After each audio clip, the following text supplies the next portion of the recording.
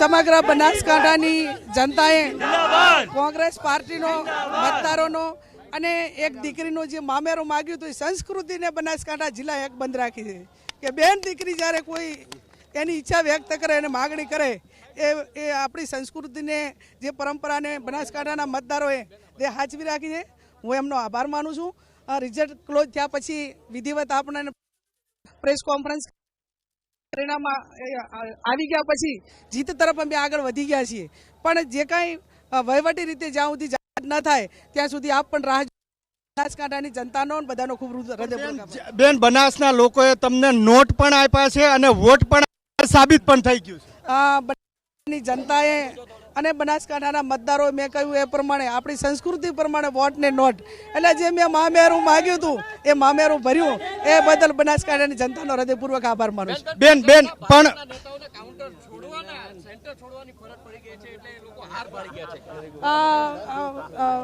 એમને પણ કોન્સ્યુલેશન। લોકશાહીની અંદર હાર અને જીત એક ડેમોક્રેસીનો ભાગ હોય છે, પરિવર્તન એ સંસારનો નિયમ છે।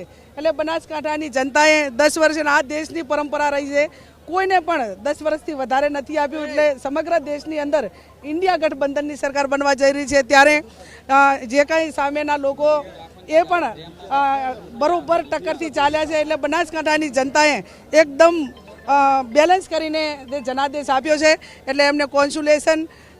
અને જે બનાસકાંઠાની જનતાએ અમારા ઉપર જે ભરોસો મૂક્યો છે એ બદલ બનાસકાંઠાની જનતાનો પણ આખા ગુજરાતમાં બનાસ એકમાત્ર જિલ્લો એવો છે કે જેણે કોંગ્રેસને જીત અપાવી। એ હજી મને બહુ ખ્યાલ નથી, કદાચ આપણો મીડિયાનું હશે, પણ જે બનાસકાંઠા સમગ્ર ઇન્ડિયાની અંદર મીડિયાના બધા કહેતા હતા કે બનાસની બેન જ્ઞાની બેન એ જે સૂત્ર આપ્યું લોકોએ અને સાર્થક કર્યું છે। દેર આપણે થોડી રાહ જોઈએ, પણ જીત તરફ આપણે આગળ છેલ્લો સવાલ બેન, છેલ્લો સવાલ, જે રીતે વિધાનસભામાં જ્ઞાનીબેન બોલતા હતા એ જ રીતે લોકસભામાં બોલશે?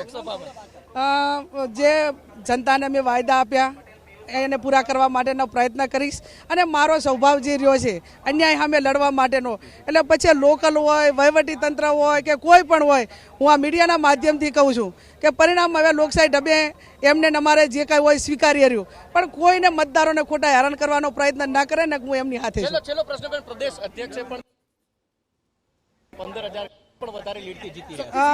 પ્રદેશ કોંગ્રેસ સમિતિનો આભાર, મતદારોનો આભાર, મીડિયાનો આભાર અને બનાસકાંઠાની જનતાનો પણ હૃદયપૂર્વક આભાર।